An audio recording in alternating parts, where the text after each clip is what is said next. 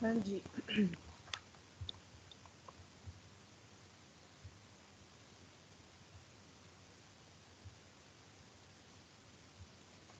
अच्छा, last lecture मेरे ख्याल से हमने यहाँ पे ख़त्म किया था, geometric interpretation of and existence and uniqueness of solutions, ऐसे ही है। जी मैम। अच्छा। Excuse me ma'am. जी जी। मैम एक रिक्वेस्ट है कि मैम जुमा होता है तो मोस्टली एरियाज में ना ऑलमोस्ट 2:30 तक सारा जुमा होता है, तो फिर आप 2 बजे क्लास रखती हैं तो बहुत भाग के जुमा पढ़ना पड़ता है जल्दी में।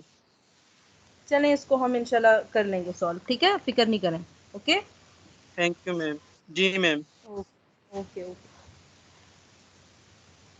अच्छा अच्छा, अब जिस तरह से अभी लास्ट टाइम हमने ये इसकी ज्योमेट्रिक इंटरप्रिटेशन की थी ना, टाइप ऑफ सॉल्यूशंस की, तो यही अगर आप देखें तो इसको यहाँ पर ग्राफ से आपको ज़्यादा बेहतर समझ आएगी। जैसे केस 1 अभी हमने लास्ट टाइम किया था कि अगर आपका यूनिक सोल्यूशन निकले, ठीक है, अगर आप इस पहली फिगर को देखें, यहाँ पे जो हमने ग्राफ से रिप्रेजेंट किया है, एक पॉइंट पी है, ठीक है।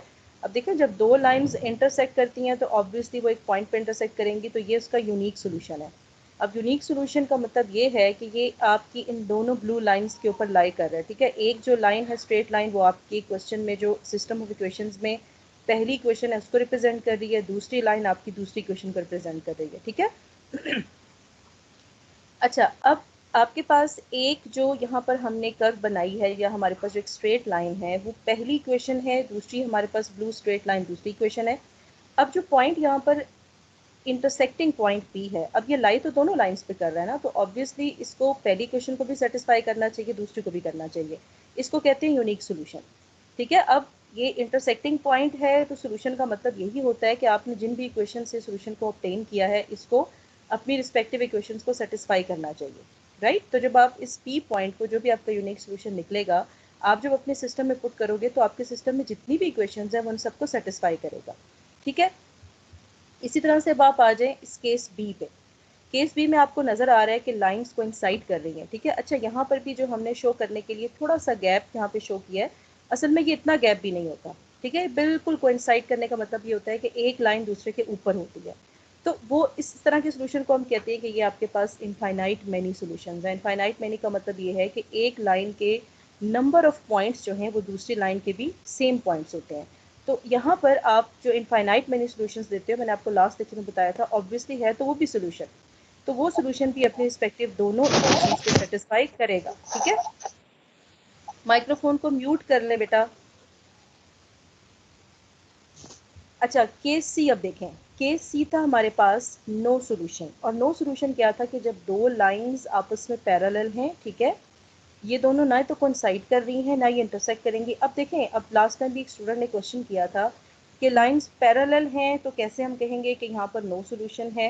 देखें, आपको नज़र आ रहा है, अगर आप केस सी के अंदर देखें, कि ये लाइंस आपको कहीं पे भी मीट करती हुई नज़र नहीं आती। तो ज्योमेट्रिकली जब हम ये कहते हैं कि किसी सिस्टम ऑफ लीनियर इक्वेशंस का नो सोल्यूशन एग्जिस्ट करता है, तो इसी तरह से हम इन दोनों लाइंस को रिप्रेजेंट करेंगे। और ये पैरेलल लाइंस होने का मतलब ये होता है कि हमें यहाँ से देख के भी समझ आ रही है कि कोई भी ऐसा पॉइंट नहीं होगा जहाँ पे जाके ये मीट करेंगी, ठीक है।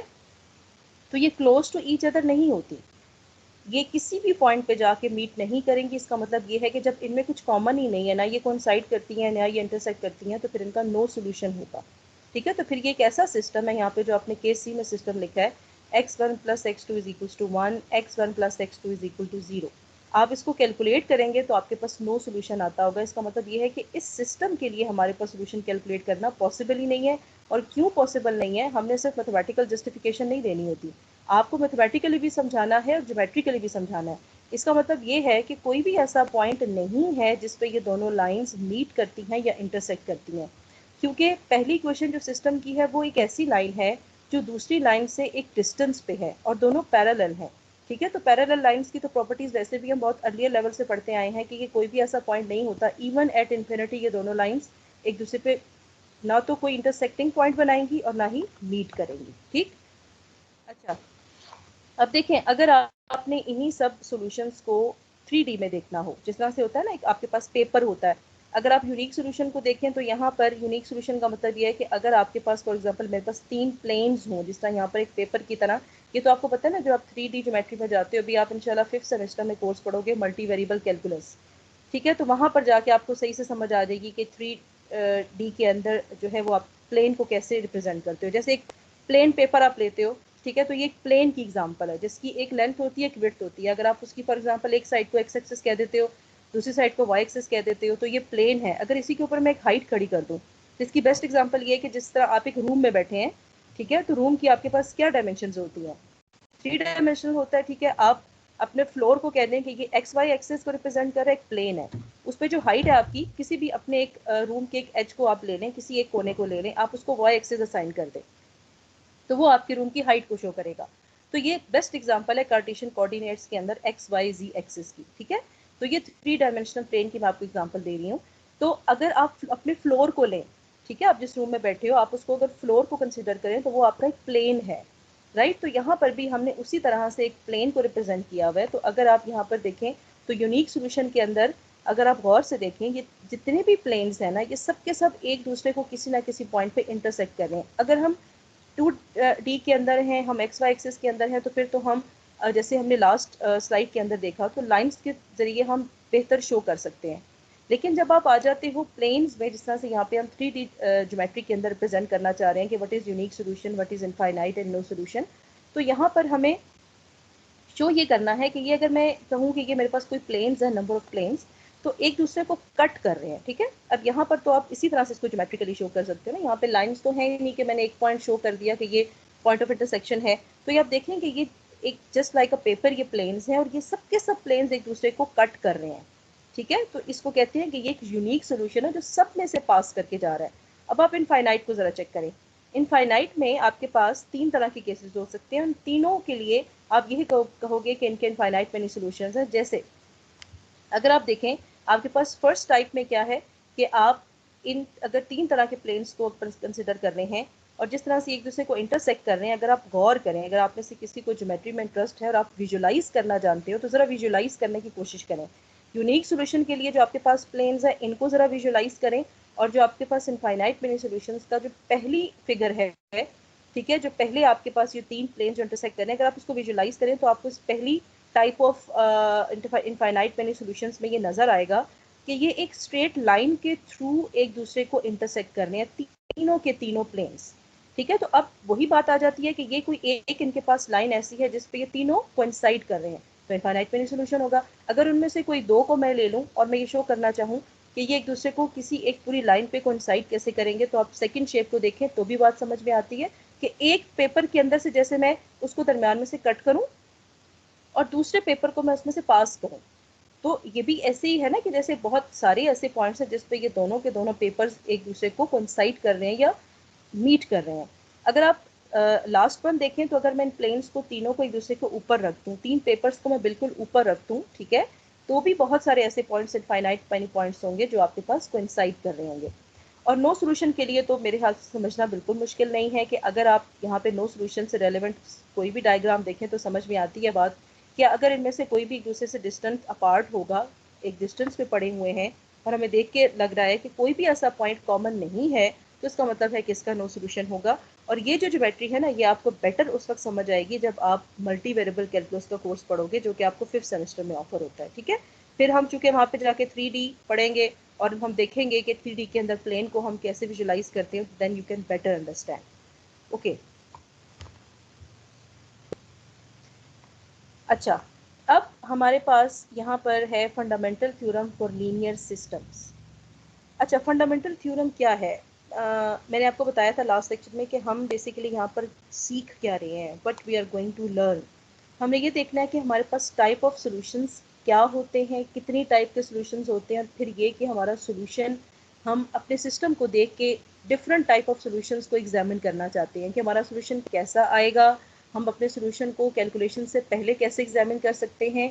तो अब in other words we are going to learn something about the consistency criteria.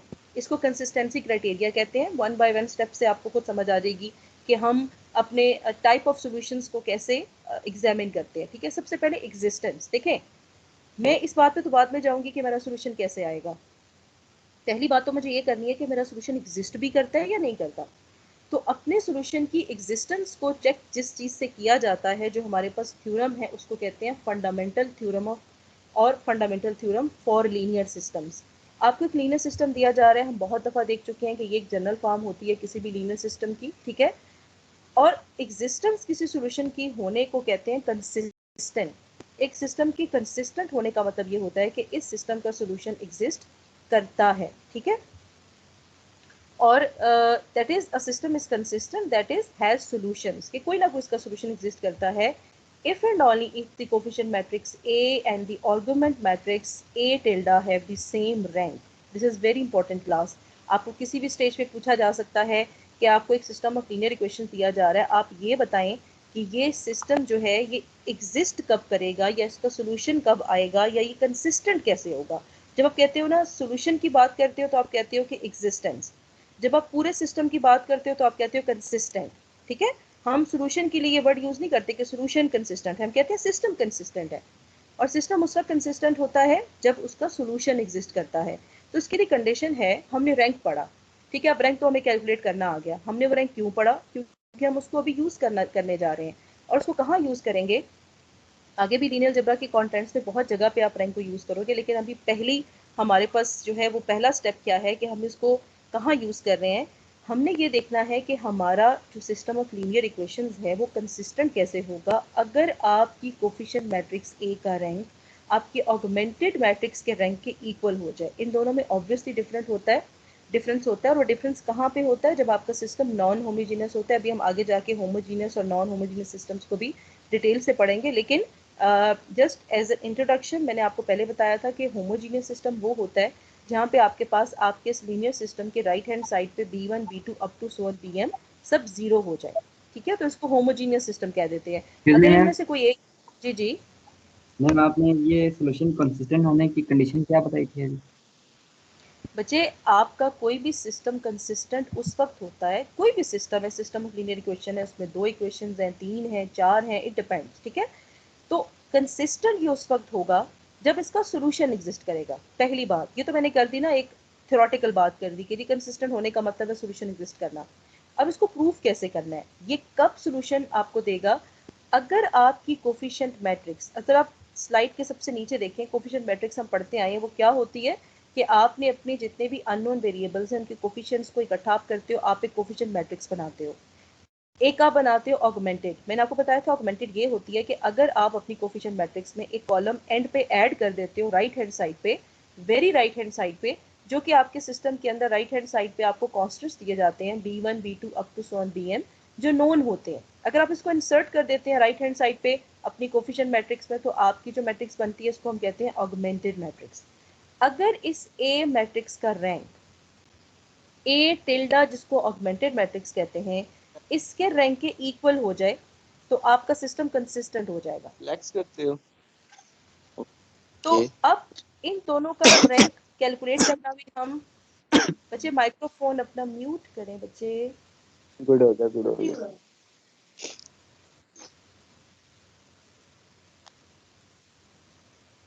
तो अब आपके पास एक आपकी कोफिशिएंट मैट्रिक्स है, मैंने रैंक कैलकुलेट करने का मेथड आपको लास्ट टाइम बताया था। आप ए का रैंक कैलकुलेट करो, आप अपनी ऑगमेंटेड मैट्रिक्स का रैंक कैलकुलेट करो। फॉर एग्जांपल ए का रैंक 3 आता है, ऑगमेंटेड का रैंक भी 3 आ जाता है, इसका मतलब ये है कि आपका सिस्टम कंसिस्टेंट हो गया है।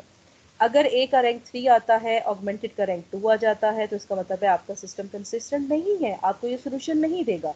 देखिए, अगर आपने ये वेरीफाई कर लिया कि आपका सिस्टम कंसिस्टेंट ही नहीं है, तो फिर तो अगली कैलकुलेशन करने की ज़रूरत ही नहीं है, आप x1 x2 x3 नहीं कैलकुलेट करोगे, ठीक है। इसलिए कोई भी प्रॉब्लम स्टार्ट करने से पहले आपको ये चेक करना पड़ेगा कि आपका सिस्टम कंसिस्टेंट भी है या नहीं। आप अपने एक्सरसाइजेज में, प्रैक्टिस में देखोगे बहुत सारे ऐसे क्वेश्चंस होंगे, सिस्टम्स होंगे, आप उनको जब वेरीफाई करोगे तो वो इनकंसिस्टेंट आते होंगे। इनकंसिस्टेंट का मतलब है कि उनका सोल्यूशन एग्जिस्ट नहीं करता, तो फिर आप x1 x2 xn की वैल्यूज कैलकुलेट नहीं करोगे इन दैट केस। अगर वो कंसिस्टेंट हो जाता है, that is rank of A is equal to rank of the augmented matrix, तो फिर हम नेक्स्ट प्रोसीजर स्टार्ट करेंगे कि अब हमें x1 x2 xn की वैल्यूज कैसे कैलकुलेट करनी है। अब समथिंग अबाउट कि हम कंसिस्टेंसी क्राइटेरिया में आगे फॉरवर्ड कैसे जाएंगे। देखिए, अगर एग्जिस्टेंस तो चले हमने डिटर्मिन कर ली। मैंने आपको पहले बताया था कि हमने जब कंसिस्टेंसी क्राइटेरिया पढ़ना है ना, तो हमने उसमें मेन पढ़ना क्या है, हम क्या लर्न करने जा रहे हैं कि सिस्टम के सॉल्यूशन को स्टार्ट करने से पहले, कैलकुलेशंस को स्टार्ट करने से पहले हमें वो कौन से रूल्स हैं, वो कौन सी टेक्निक्स हैं जो हमें ये बताएंगी कि हमारा कमिंग सॉल्यूशन कैसा आएगा। ठीक है, अब उसका पहला स्टेप हमने ये किया कि पहले ये तो देखें कि हमारा सॉल्यूशन है भी या नहीं। ठीक है, तो एक चीज तो हमने डिटरमिन कर ली। फॉर एग्जांपल मैं कहती हूँ कि rank of A augmented matrix के इक्वल आ गया, तो मुझे ये पता चल गया कि मेरा सिस्टम कंसिस्टेंट है। अब स्टेप बी क्या है, मैं ये देखना चाहती हूँ कि मेरा अगर सिस्टम कंसिस्टेंट है, मुझे सोल्यूशन देगा, तो क्या मेरा यूनिक सोल्यूशन आएगा या इनफाइनाइट मैनी सोल्यूशन आएगा। 3 टाइप ऑफ सोल्यूशंस होते हैं ना, एक आपके पास होता है यूनिक, एक होता है इनफाइनाइट मैनी और एक होता है नो सोल्यूशन। तो पहली कैटेगरी से, तो पहले स्टेप से मैंने नो सोल्यूशन की कैटेगरी तो निकाल दी, 3 में से एक तो एक्सक्लूड हो गया, नो सोल्यूशन आने की पॉसिबिलिटी खत्म हो गई, मेरे पास सोल्यूशन है। अब सोल्यूशन होने के दो मतलब होते हैं, या वो इनफाइनाइट है या वो यूनिक है। अब उसमें से यूनिकनेस मुझे कैसे पता चलेगी। द सिस्टम वन, जो भी आपने लास्ट टाइम सिस्टम देखा था जनरल, जो हमने उसकी फॉर्म लिखी थी, the system one has precisely one solution, one solution का मतलब है unique solution, if and only if this common rank r of a and a tilde equals n, right? अगर आप रैंक निकालते हो और आपका रैंक आपके नंबर ऑफ अननोन्स के इक्वल आ जाता है।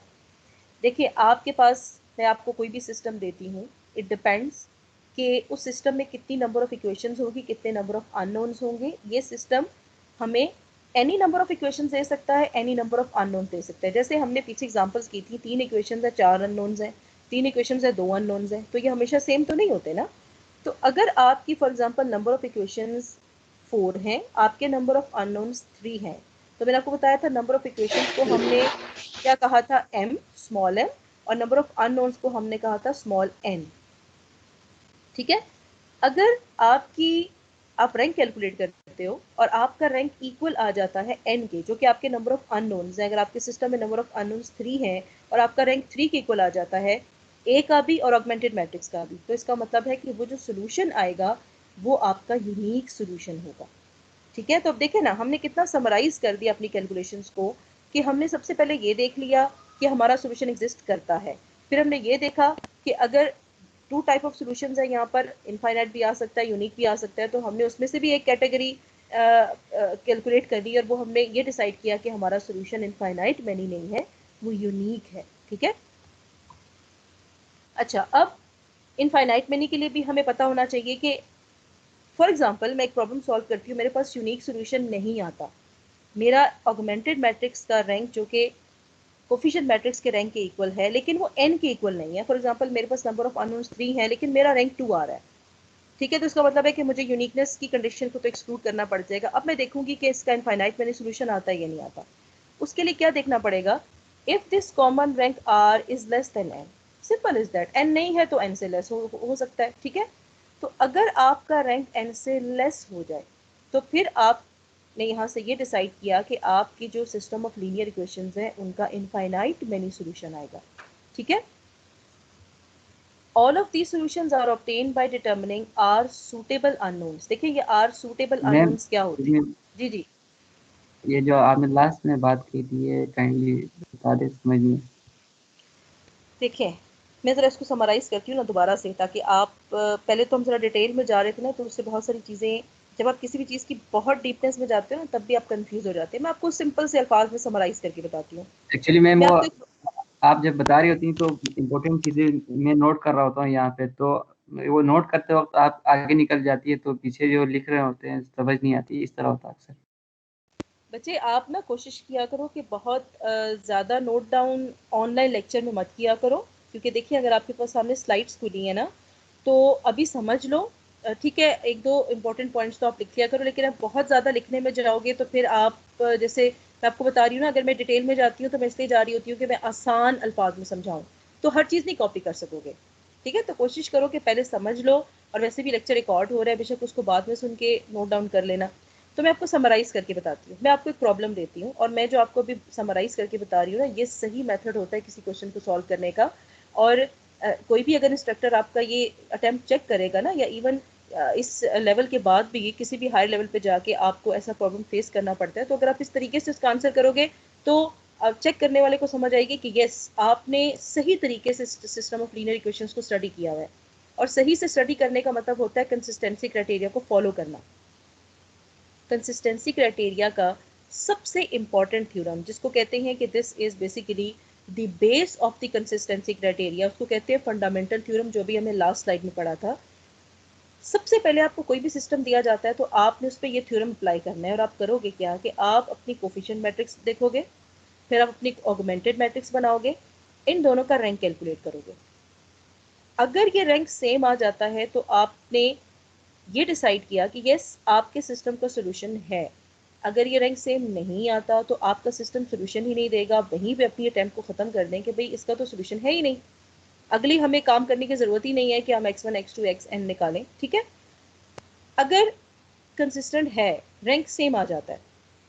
अब देखें, 3 टाइप ऑफ सोल्यूशंस होते हैं ना, एक होता है यूनिक, एक इनफाइनाइट मैनी है, एक नो सोल्यूशन है।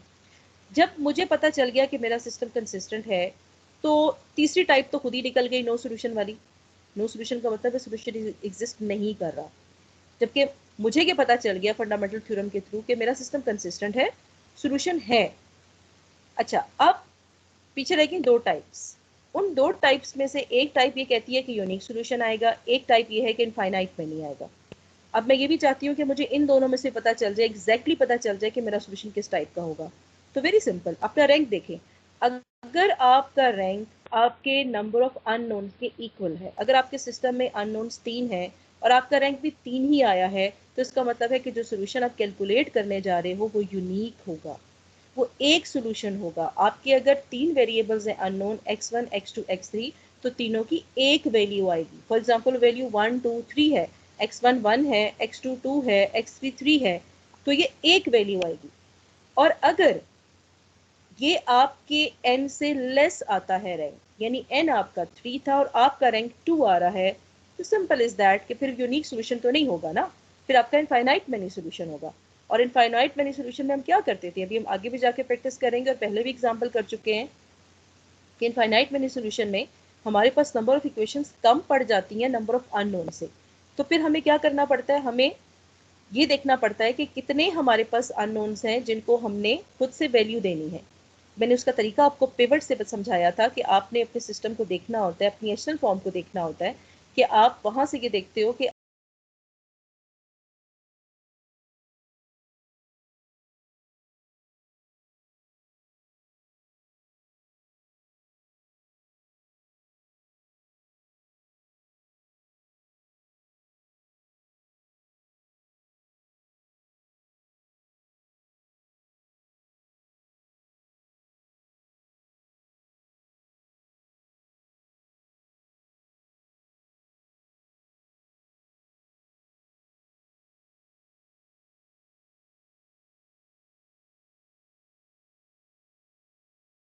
क्योंकि मेरा सोल्यूशन यूनिक है।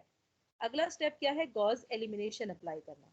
गॉस एलिमिनेशन का मतलब ये है कि now we are going forward to find out the values of the unknowns x1 x2 x3, जिसके लिए बेसिकली हम ये सारा काम कर रहे हैं। अब गॉस एलिमिनेशन लगाएं, वो हमने लास्ट लेक्चर में पढ़ा है कि आप एचएसएल फॉर्म में कन्वर्ट करें अपनी ऑगमेंटेड मैट्रिक्स को, और वहां से फिर आप बैक सब्स्टिट्यूशन करें और अपने अननोन्स की वैल्यूज को कैलकुलेट करें। ठीक है, this method will automatically reveal whether or not solutions exist. अच्छा, इस लाइन का मतलब अभी मैं आपको एग्जांपल्स में बताऊंगी, बार बार बताऊंगी कि इसका क्या मतलब है, that this method will automatically reveal whether or not solutions exist. अगर आपने इवन स्टार्ट से एग्जामिन नहीं भी किया ना फंडामेंटल थ्योरम के अकॉर्डिंग कि आपका सॉल्यूशन एग्जिस्ट करता है या नहीं, आपको आपकी एचएसएल फॉर्म गॉस एलिमिनेशन के लिए जो आप एचएसएल फॉर्म में कन्वर्जन करते हो, वो भी आपको बता देगी कि आइदर ये सॉल्यूशन एग्जिस्ट करता था या नहीं करता था। अभी हम देखते हैं कैसे। ठीक है, पहले मुझे ये बताएं क्लास, आपको मेरी आवाज आ रही है? यस मैम, आ रही है। अच्छा जी, अब थोड़ा सा इस चार्ट को जरा देख ले, थोड़ा समझने के लिए समराइज करते हैं। आपको एक सिस्टम ऑफ लीनियर इक्वेशंस दिया जाता है, इसमें 2 तरह की सिचुएशंस अपीयर हो सकती हैं, या तो ये इनकंसिस्टेंट होगा या ये कंसिस्टेंट होगा। इनकंसिस्टेंट का मतलब है सोल्यूशन एग्जिस्ट नहीं करता। सोल्यूशन एग्जिस्ट नहीं करता तो नो सोल्यूशन पे आ जाएंगे, यही बात खत्म हो गई। ठीक है, कुछ नहीं करना आगे, बस नो सोल्यूशन आ गया तो इस सिस्टम से हम सोल्यूशन निकाल ही नहीं सकते। दूसरी टाइप है अगर ये कंसिस्टेंट है। कंसिस्टेंट है तो दो तरह के सोल्यूशन एग्जिस्ट कर सकते हैं, या तो यूनिक होगा या इनफाइनाइट मेनी या इनफाइनाइट नंबर ऑफ सॉल्यूशंस होंगे। ठीक है, अच्छा जी। अब कंसिस्टेंट और इनकंसिस्टेंट में फर्दर जिस तरह से ग्राफिकली भी हमने देखा था, थोड़ा सा यहाँ भी एक दफ़ा रिवाइज कर लें कि अगर इनकंसिस्टेंट सोल्यूशन होगा तो ग्राफिकली ऑब्वियसली दो लाइंस पैरेलल होंगी जिसको हम नो सोल्यूशन कहते हैं। अगर आपका सोल्यूशन कंसिस्टेंट है तो आपके पास दो तरह के सोल्यूशन आ सकते हैं, या तो वन सोल्यूशन यूनिक आएगा या इनफाइनाइट सोल्यूशंस यानी इनफाइनाइट मैनी सोल्यूशंस आएंगे। ठीक है, इसको एक और नाम भी दिया जाता है। जो वन सोल्यूशन होता है उसको हमेशा इंडिपेंडेंट कहते हैं, वो किसी पे डिपेंड नहीं करता, किसी टी पे डिपेंड नहीं करता। और जो आपके पास इनफाइनाइट मैनी सॉल्यूशंस होती हैं उनको डिपेंडेंट कहते हैं। उनको क्यों डिपेंडेंट कहते हैं कि देखें, आपने फॉर एग्जांपल आपके पास तीन वेरिएबल्स हैं x1 x2 x3, आपने x3 को t कहा, ठीक है, तो x1 x2 की value in terms of t निकलेगी ना, तो x1 x2 t पर डिपेंड कर रहे हैं, किसी पर डिपेंड करने से वो निकलते हैं, t नहीं होगा तो नहीं निकलेंगे। इसलिए जो आपके इनफाइनाइट मैनी सॉल्यूशंस होते हैं उनको डिपेंडेंट सॉल्यूशंस कहते हैं, और जो यूनिक सॉल्यूशंस होते हैं उनको क्या कहते हैं, इंडिपेंडेंट सॉल्यूशंस। तो ये तो जस्ट एक रिवीजन थी कि ग्राफिकली हम इनको कैसे देखते हैं। बाकी ये तो मैं आपको पहले समझा चुकी हूँ कि नो सॉल्यूशन है तो पैरेलल लाइंस होंगी, अगर वन सॉल्यूशन है तो एक पॉइंट ऑफ इंटरसेक्शन होगा। अगर आपके पास इनफाइनाइट मेनी सॉल्यूशंस है तो ये देखिए यहाँ पर जो मैं आपको कह रही थी ना कि समझाने के लिए हम डिफरेंस लेते हैं, लेकिन यहाँ पर बड़ा एक्यूरेट शो किया हुआ है कि ये बिल्कुल सेम लाइन होगी। ये वर्ड यूज करना यहाँ ज्यादा बेहतर है, कोइंसाइड से भी बेहतर आप इसको यूं समझें, सेम लाइन, एक ही लाइन है। ठीक है, अच्छा, मैंने अभी आपको लास्ट टाइम बताया था कि मैं आपको समझाऊंगी कि होमोजीनियस और नॉन होमोजीनियस सिस्टम्स क्या होते हैं। ये जो आपके सामने लिखा हुआ है इसको होमोजीनियस लीनियर सिस्टम कहते हैं, और ये होमोजीनियस इसलिए है कि अगर आप गौर करें तो आपके पास जो राइट हैंड साइड है यहाँ पर b1 b2 up to so on bm नहीं है, उन सब की जगह जीरो है। ठीक है, तो इसको कहते हैं होमोजीनियस सिस्टम। अगर यहाँ पर कोई एक इक्वेशन भी मुझे राइट हैंड साइड पे नॉन जीरो वैल्यू देगी तो मैं कहूँगी this is non homogeneous system. ठीक है, and this system always has the trivial solution. Trivial solution क्या होता है मैथमेटिक्स में, याद रखिएगा, specifically in the linear algebra course जब भी मैं कहीं पर ट्रिवियल सॉल्यूशन की बात करूंगी for the system of linear equations, तो इसका मतलब ये होगा कि आपके सब वेरिएबल्स की वैल्यू जीरो आ रही है। ठीक है, this is important point. Whenever I say that I have a trivial solution for a homogeneous system of linear equations, it means that I have the value of each and every unknown equal to zero. x1 x2 up to so on xn, मेरे पास जितने भी unknowns हैं इन सब की value zero आती होगी, इसको कहते हैं trivial solution. Non-trivial solutions exist if and only if rank of your coefficient matrix is less than n. अब अगर हम ये जानना चाहें कि हमारे होमोजीनियस सिस्टम क्या नॉन ट्रिवियल सॉल्यूशन कब एग्जिस्ट करेगा, तो नॉन ट्रिवियल का पहले तो मतलब समझना है, हर वो सॉल्यूशन जो जीरो के अलावा होगा वो नॉन ट्रिवियल होगा। अगर सबके सब अननोन वेरिएबल जीरो आ गए तो उसको ट्रिवियल कहेंगे, अगर उनमें से एक भी नॉन जीरो आ गया तो उसको नॉन ट्रिवियल सॉल्यूशन कहेंगे। और किसी भी होमोजीनियस सिस्टम का नॉन ट्रिवियल सॉल्यूशन उस वक्त एग्जिस्ट करता है अगर आपकी कोफिशिएंट मैट्रिक्स का रैंक आपके नंबर ऑफ अननोन से छोटा आ जाए। अच्छा, अब अगर आप में से कोई स्टूडेंट अटेंटिवली लेक्चर सुन रहा है ना तो उसको भी फौरन ये पॉइंट समझ आ जाएगा कि यहाँ जो हमने लिखा ना rank of A is less than n, इसको जरा रिलेट करें अपने फंडामेंटल थ्योरम से। अब जो मैं पॉइंट्स बताने जा रही हूँ क्लास, इसको जरा गौर से सुनना है। मुझे एक बात बताएं, आपका जो होमोजीनियस सिस्टम होता है क्या इस पे मुझे फंडामेंटल थ्योरम कंसिस्टेंट सॉल्यूशन के लिए अप्लाई करने की जरूरत है या नहीं? मैम नहीं जरूरत। गुड, कैसे? मैम उसके अंदर वो जो होमोजेनियस इक्वेशंस होती है ना, उनके राइट साइड के ऊपर जो कोफिशिएंट होते हैं वो जीरो होते हैं, तो जो ए है वो ए बार ही है, मतलब ए आर्गुमेंट मैट्रिक है, तो वो सेम ही हो जाएगा, ए का निकालेंगे रैंक वो ए बार के बराबर ही आ जाएगा। Yes, very good. तो यहाँ पर तो हमें उसकी ज़रूरत ही नहीं है, ठीक है, ये तो ऑटोमेटिकली रैंक हमें सेम देंगे। तो इसलिए यहाँ पर ऑथर ने रैंक ऑफ ए के साथ ये नहीं लिखा कि rank of A is equal to rank of A tilde and this is less than n. तो ये बात तो अभी पढ़ के आए हैं, ठीक है। ये हमने यहाँ पढ़ी थी कि अगर आप ये चाहते हो कि आपने वेरीफाई करना है कि आपका आइदर यूनिक सोल्यूशन आता है या इनफाइनाइट मेनी सोल्यूशन आता है, तो हमने ये कहा था कि अगर हमारा जो ए मैट्रिक्स है जो कि अब ए टिल्डा के इक्वल है, हम बार बार ये नहीं लिखेंगे कि ए टिल्डा, होमोजीनियस में हमें पता है कि हमारा ए टिल्डा के इक्वल है, तो हमने कहा था कि इनफाइनाइट मेनी सॉल्यूशंस उस वक्त एग्जिस्ट करेंगे अगर हमारा रैंक जो है ए का वो एन से लेस हो जाएगा। तो यही बात हमने यहाँ पर लिखी कि नॉन ट्रिवियल सॉल्यूशन हमारा उस वक्त आएगा अगर हमारा रैंक ऑफ ए एन से लेस हो जाएगा, ठीक है।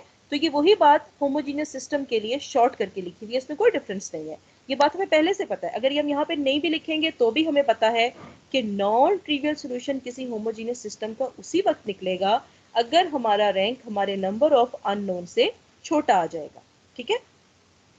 तो ये सिर्फ बातें पढ़ने की नहीं है, ये बातें आप याद रख लें तो बेहतर है। देखिए, आपको अगर किसी भी स्टेज पर ये पूछा जाए कि आपके पास एक होमोजीनियस सिस्टम है, आप ये बताएंगे इसका नॉन ट्रिवियल सॉल्यूशन कब एग्जिस्ट करता है, जिस तरह से आप मैथमेटिक्स में फॉर्मूलाज याद करते हो ना, तो आपको सिस्टम ऑफ लीनियर इक्वेशंस के लिए ये बातें भी याद रखनी पड़ेंगी। और ये कोई रट्टा नहीं मारना। अगर आप में से किसी को फंडामेंटल थ्योरम समझ आ गया है तो वो फौरन से कह देगा कि होमोजीनियस लीनियर सिस्टम के नॉन ट्रिवियल सॉल्यूशन के लिए ऑब्वियसली हमारे पास rank of the coefficient matrix should be less than n। अगर इक्वल आएगा तो ट्रिवियल सॉल्यूशन आ जाएगा, और अगर ये रैंक आपके अननोन नंबर ऑफ अननोन से लेस आ जाएगा तो आपके पास नॉन ट्रिवियल सॉल्यूशन आ जाएगा, ठीक है। Homogeneous linear system with fewer equations than unknowns, very important point. आप में से कोई भी ये बात पूछ सकता था कि आपके पास होमोजीनियस लीनियर सिस्टम है लेकिन आपकी जो नंबर ऑफ इक्वेशंस है वो नंबर ऑफ अननोन से लेस हो जाती हैं। इस तरह का एक केस हम लास्ट किसी एग्जांपल में लास्ट लेक्चर में डिस्कस करके आए हैं, लेकिन फ़र्क ये था कि वहाँ पे आपके पास नॉन होमोजीनियस सिस्टम था।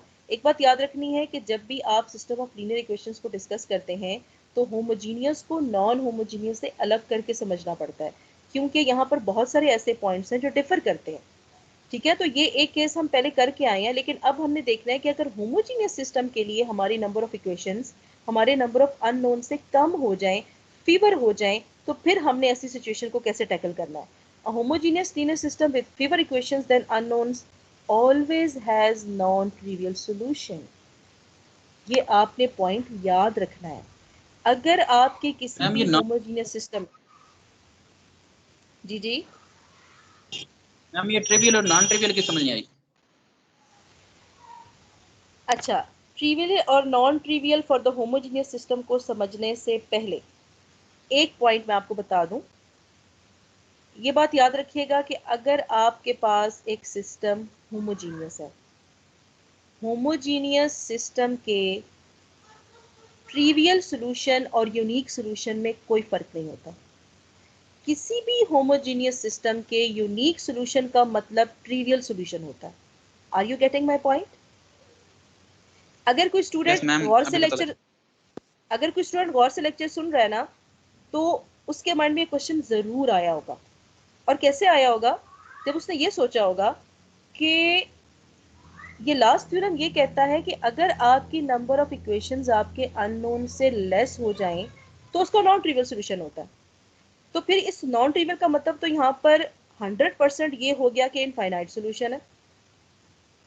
तो फिर ये सिर्फ इनफाइनाइट की बात क्यों करते हैं हमेशा ट्रिवियल से हटके? इनके पास कहीं पर यूनिक की कंडीशन क्यों नहीं आती? तो मैंने उसका जवाब अभी आपको दे दिया है। आपको पूछना चाहिए था मुझसे ये क्वेश्चन। तो याद रखिएगा कि किसी भी homogeneous system of linear equations का यूनिक और ट्रिवियल सॉल्यूशन एक ही होता है।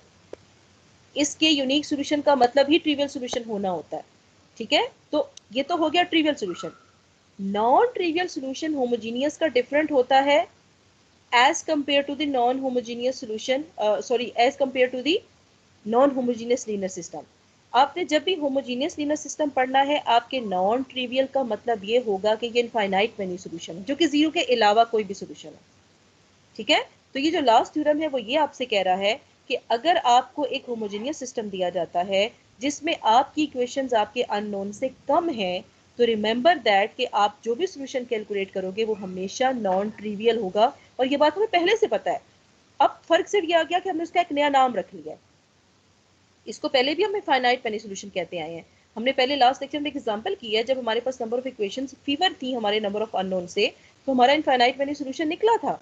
हम उसको जस्टिफाई करके बता सकते हैं कि कैसे निकला था। फर्क सिर्फ ये है कि अब हमने उसको नॉन ट्रिवियल का नाम दे दिया। ठीक है मैम आप यस मैम। हम ट्रैवल सॉल्यूशन को यूनिक सॉल्यूशन भी कह सकते हैं और होमोजेनियस सॉल्यूशन भी कह सकते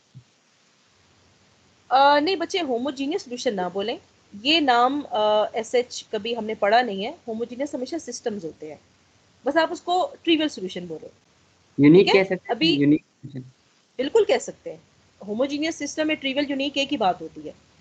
ठीक है, लेकिन ट्रिवियल पे ना होमोजीनियस सिस्टम के अंदर थोड़ा ज़्यादा फोकस किया जाता है। ट्रिवियल वर्ड का मतलब होता है, मैं अगर उसको आसान अल्फाज में आपको बताऊं तो मैं कहूंगी there is nothing to calculate.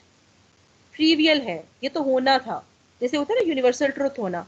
और इसका मतलब ये भी आगे जाके मैं आपको बताऊंगी कि मैं इसको क्यों कह रही हूँ there is nothing to calculate, क्योंकि हमारे पास होमोजीनियस सिस्टम में एक और तरीका है जिससे हम ये डिटरमिन कर सकते हैं कि हमारे पास बगैर कैलकुलेट किए हमें पता चल जाता है कि इसका ट्रिवियल सोल्यूशन आ जाएगा। और वो जब डिसाइड हो जाता है तो हमें कुछ कैलकुलेट ही नहीं करना पड़ता। ये अभी आगे जाके मैं आपको बताऊंगी। ठीक है, अच्छा, अब अगर आपने किसी भी सिस्टम को सॉल्व करना है, चाहे वो इवन अगर वो होमोजीनियस है या वो नहीं है, वैसे तो इसका ज़्यादा यूज़ हमें होमोजीनियस में पड़ेगा, लेकिन अगर वो होमोजीनियस है नहीं है, कोई भी सिस्टम है, अगर आपको इन्वर्स कैलकुलेट नहीं करना आता तो बहुत सारी जगहों पर आपको प्रॉब्लम फेस करनी पड़ सकती है। क्योंकि हमने एफएससी लेवल पे, अर्लियर लेवल्स पे ये पढ़ा है, क्योंकि तब तक हम एशरन फॉर्म से या गॉस एलिमिनेशन से अपने सिस्टम को नहीं सॉल्व करते थे, तो वहाँ पर मोस्टली 90% हम जो मेथड करते थे वो हम करते थे कि हम A X is equal to B लिखते थे। ठीक है, ए इनवर्स से हम इक्वेशन को दोनों साइड पे मल्टीप्लाई करते थे और वहाँ से हम एक्स कैलकुलेट करते थे। अगर आपको याद हो तो हमने इसी तरह से अर्लियर लेवल्स पे किसी भी सिस्टम को सॉल्व किया था। और वहाँ पर क्या होता था, मैक्सिमम हमारे सिस्टम के अंदर दो इक्वेशंस होती थी, दो से ज़्यादा नहीं होती थी। ठीक है, तो हम A X is equal to B लिखते थे, एक कोफिशिएंट मैट्रिक्स होती थी, एक्स और बी हमारे पास कॉलम वेक्टर्स होते थे, ए का इन्वर्स कैलकुलेट करते थे और हम उसको इक्वेशन में दोनों साइड से मल्टीप्लाई करने के बाद हम हमारे पास इजीली एक्स आ जाता था। ठीक है जी, हेलो बच्चे, अनम्यूट करें अपना माइक्रोफोन प्लीज। ठीक है, तो सिस्टम ऑफ लीनियर इक्वेशंस को सॉल्व करने के लिए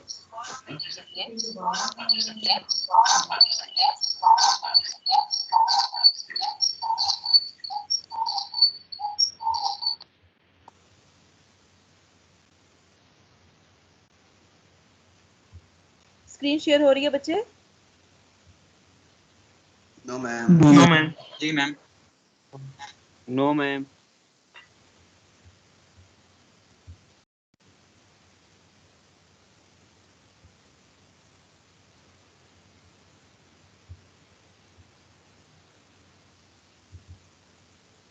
अब बताइएगा।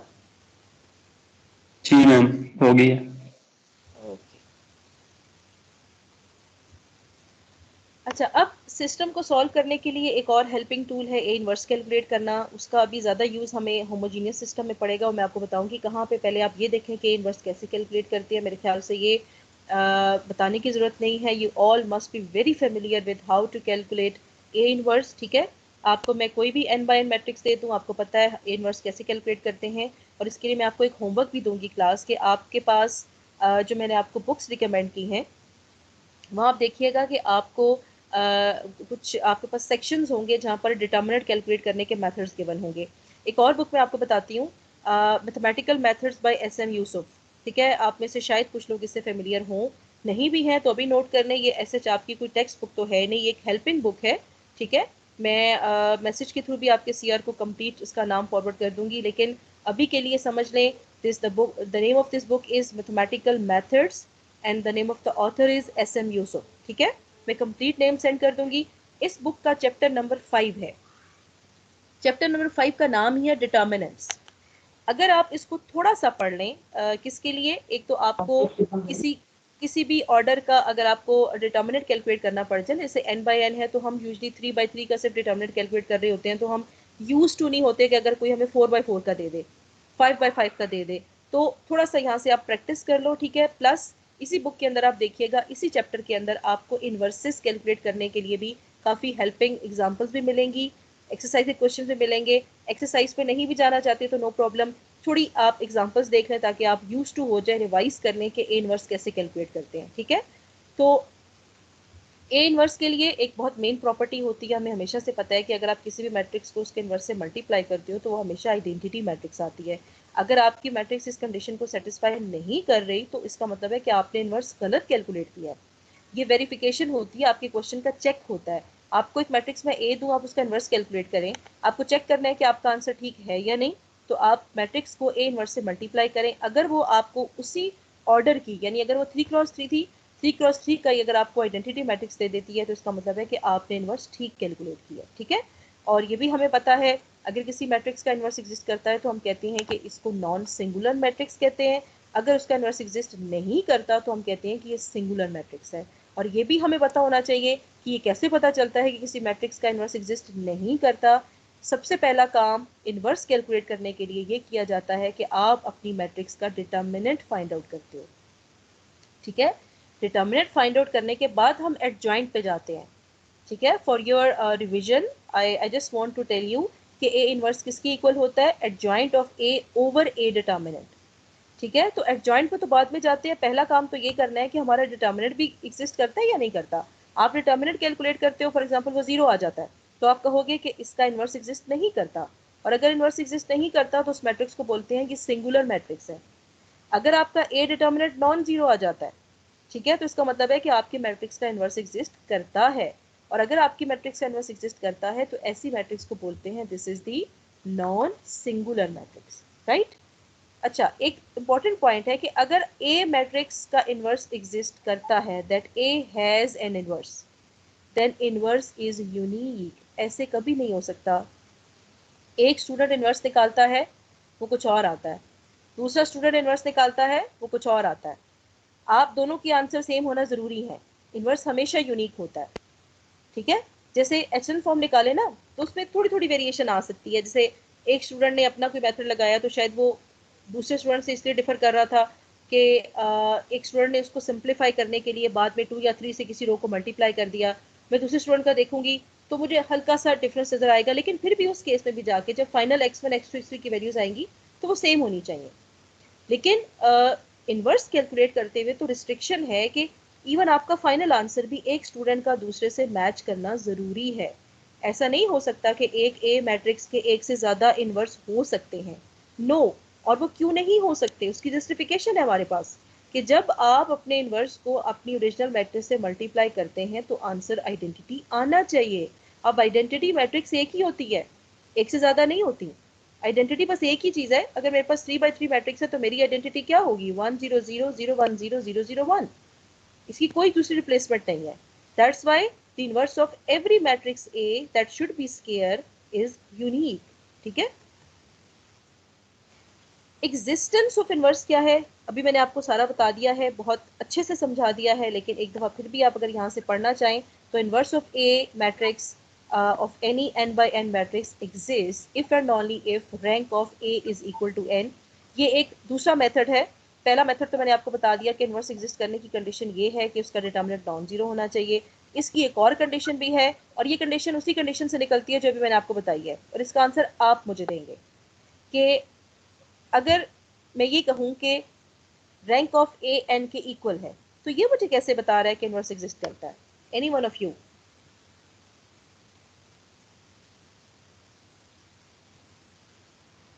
Yes class. मैम इसका क्वेश्चन जो दोबारा आंसर, करिएगा। Rank of A is equal to number of the unknowns, यहां से कैसे पता चलता है कि ए का इनवर्स एग्जिस्ट करता है?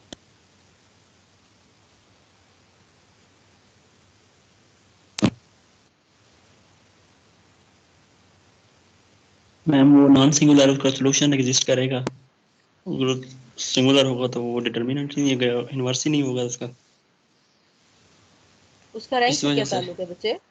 रैंक से उसका क्या ताल्लुक है? वो तो सिंगुलर नॉन सिंगुलर तो बाद मैम की बात है ना। रैंक तो जब नंबर ऑफ अननोन्स के बराबर हो जाएगा तो उसका जो एक यूनिक सॉल्यूशन एग्जिस्ट करता होगा। अगर किसी सिस्टम का सॉल्यूशन यूनिक एग्जिस्ट कर रहा है तो वो उसका इनवर्स भी एग्जिस्ट करता होगा। वेरी गुड, एक रीजन आपने बता दी, एक और रीजन भी है। आपकी रीज़न बिल्कुल ठीक है। इसकी एक और रीज़न भी है, मैं हिंट दे देती हूँ। एचलन फॉर्म को ज़रा माइंड में लाएं और वहाँ से मुझे बताएं कि इसकी दूसरी रीज़न कौन सी है। एनी वन ऑफ यू जो यहाँ तक पहुँच गया ना दूसरी रीज़न तक, that student must be very genius. इसका मतलब है मैम कि वो समझ रहा है। हर एक जी अननोन जो होगी उसकी एक ही किस्म की जो वैल्यू होगी मैम, हर जगह हर किसी के पास एक ही सोल्यूशन आ रहा होगा। नो, वो तो पहले से एक स्टूडेंट ने आंसर कर दिया, वो तो ठीक है कि यूनिक सोल्यूशन आएगा, मैम तो यूनिक ये हो सोल्यूशन का सकता मतलब ये है। है जी जी जो नेक सोल्यूशन एग्जिस्ट करता है ना, तो वो जो हमारे पास सिस्टम होगा उसका जब मैट्रिक बना रहे होंगे तो उसका एक मेन डायगोनल एग्जिस्ट कर रहा होगा। अब उसका अब क्योंकि इनवर्स जो मैट्रिक होता है, जब ए मैट्रिक और इनवर्स मैट्रिक को आपस में मल्टीप्लाई करते हैं तो जो आइडेंटिटी मैट्रिक आता है, तो इससे इसका कोई लिंक है मेरे ख्याल से।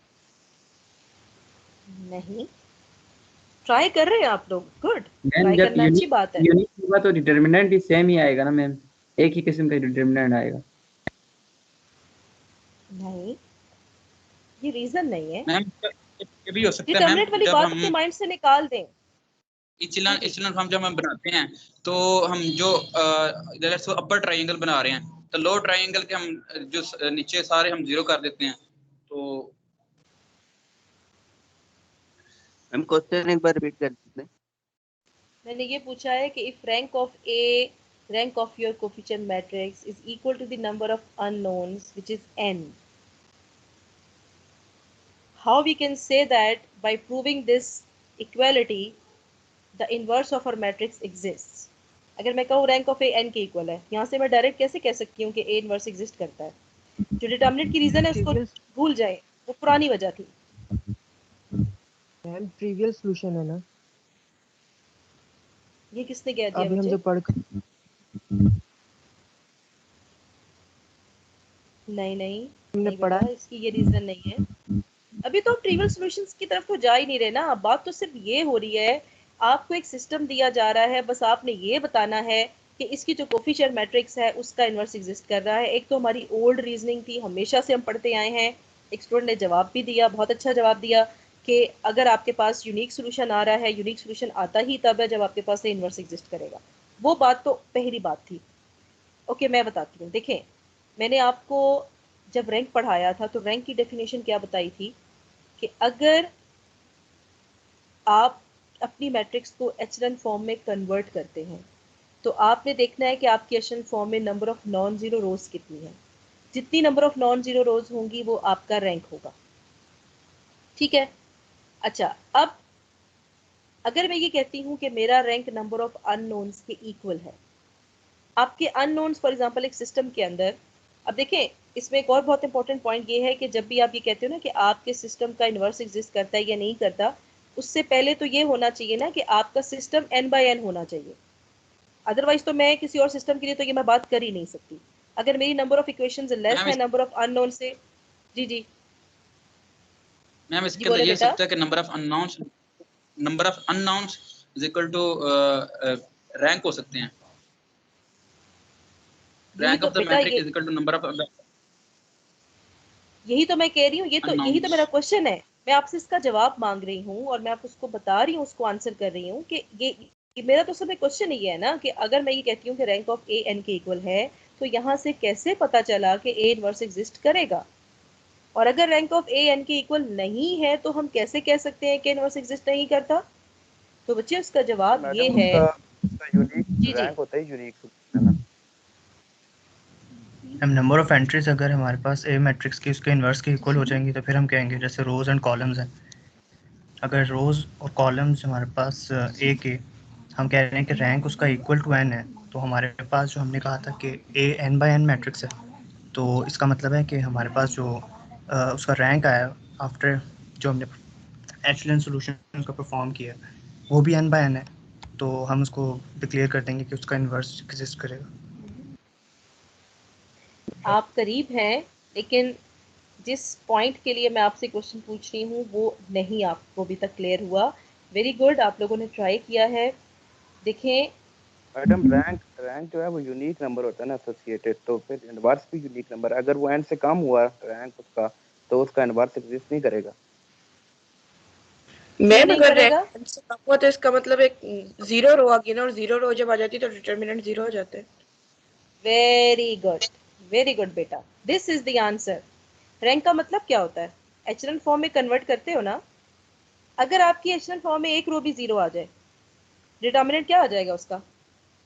जीरो आ जाएगा ना, ठीक है? Yes, अगर मैम अगर आपकी एचरन फॉर्म में, हो, जी बेटा, अगर सारी एंट्री सेम हो तब भी ये मैट्रिक्स जीरो भी आ जाता है, अगर 2 बिल्कुल आ क्रॉस 2 सकता की है, बस मैट्रिक्स है तो।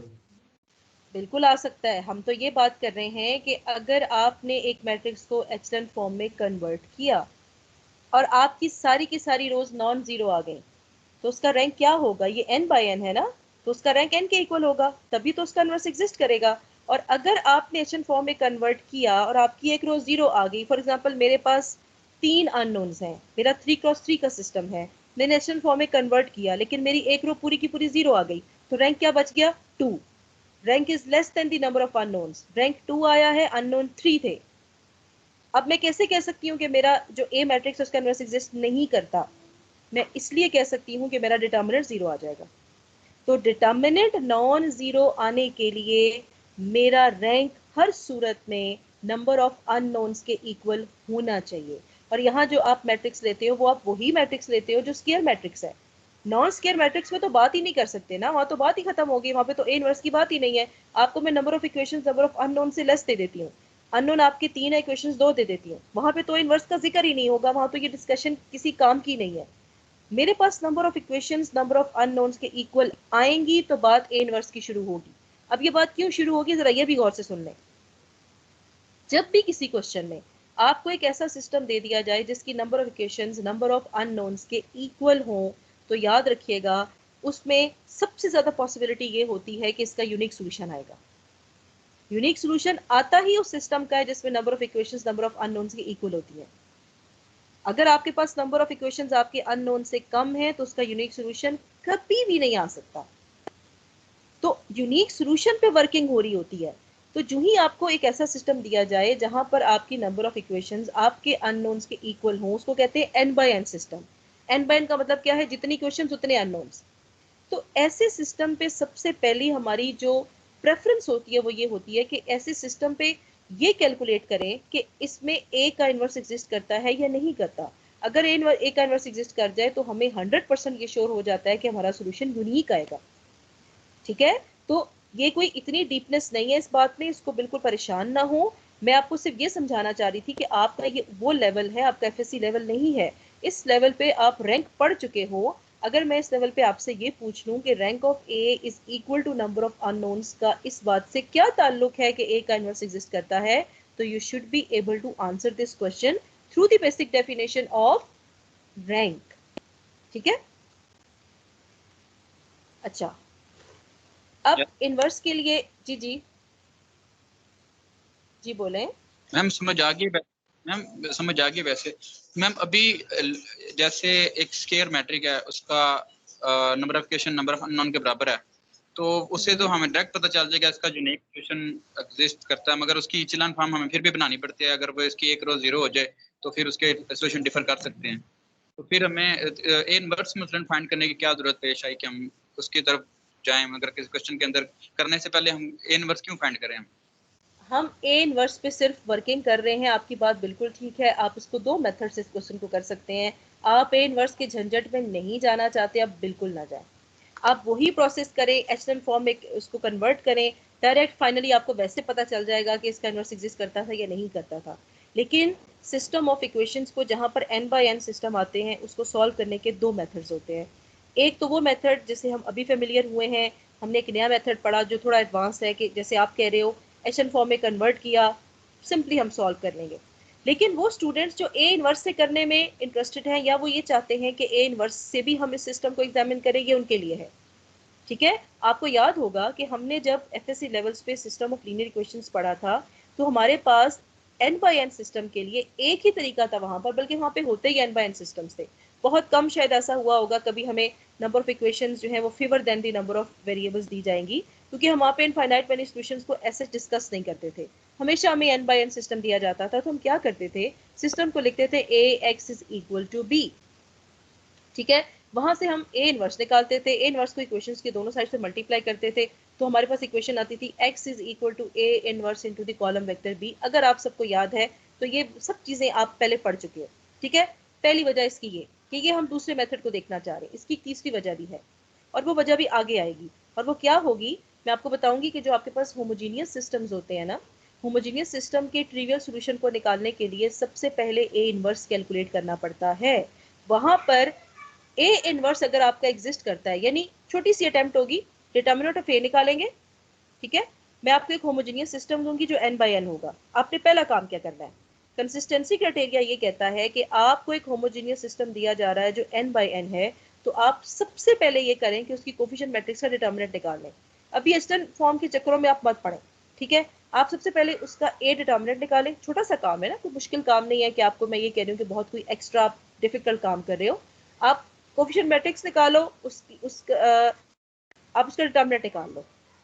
अगर आपका डिटर्मिनेंट नॉन जीरो आ जाता है तो आप सिंपल वहां ये लिखोगे this system has a trivial solution. आपके पास इवन 6 अननोन्स है, अगर तो आप लिखोगे सबके सब जीरो है, और फर्दर आपने क्वेश्चन सॉल्व भी नहीं करना। तो इसका रोल वहां जाके अभी प्ले होगा, और फिर आपको पता चलेगा कि हम बार बार इस बात पे फोकस क्यों कर रहे हैं कि अगर हमारे मैट्रिक्स का रैंक नंबर ऑफ अननोन्स के इक्वल आ जाए तो इसका मतलब है कि ए इनवर्स एग्जिस्ट करता है, ठीक है।